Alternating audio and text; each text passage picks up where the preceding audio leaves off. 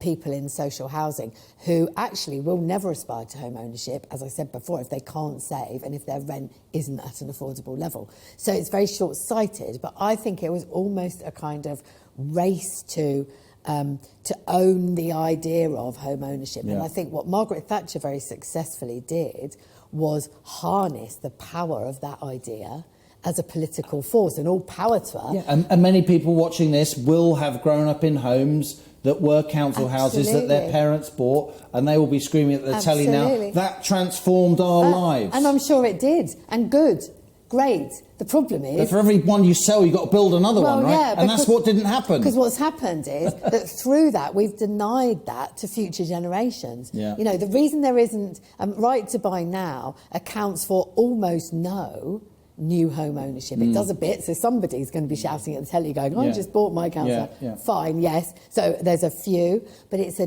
tiny drip. And when Right to Buy was at its heyday, it was accounting for a huge amount of people newly into home ownership. Now, it's an absolutely minute fraction. Why? Well, you can't have a right to buy because there's nothing to buy, because we're not building any more social homes. So the whole cycle has been broken, and we're not solving the housing crisis, which, as you said, you know, the human impact of the housing crisis is on those people on low incomes. And actually, you know, at the moment, the home ownership products that the government is developing, in the absence of anything to apply the right to buy to, are really out of reach. Like shared ownership and help to buy and all that stuff. All of that is What do you think of help to buy, which basically, it seems to me, jacks up the demand side of the housing market without doing anything about unlocking more supply?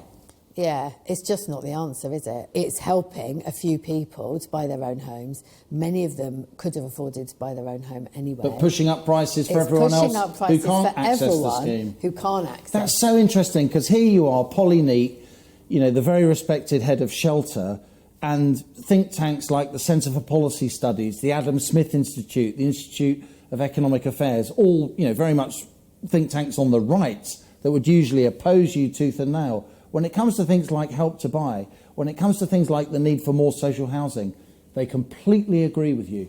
Yeah, and, you know, Oliver Letwin in his review found you simply Former Tory Cabinet Minister. Yeah, you will not get your 300,000 new homes built a year unless you build a significant proportion of them as social homes. It simply cannot happen, and something has to be done about the supply side. It's, you know, it's more difficult.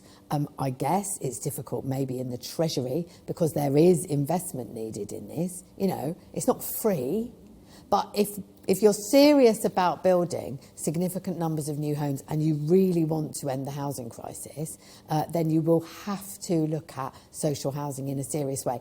Lots of Conservatives understand that. Lots of Conservative backbenchers that we talk to absolutely get this, and particularly some of those MPs in the former Red Wall seats, you know, whose constituents are really seriously impacted by this problem, and who possibly grew up in social housing themselves. You know, they completely understand why social housing is so critical for the country's future and for the whole concept of levelling up isn't going to mean anything if people don't have somewhere safe and secure to live.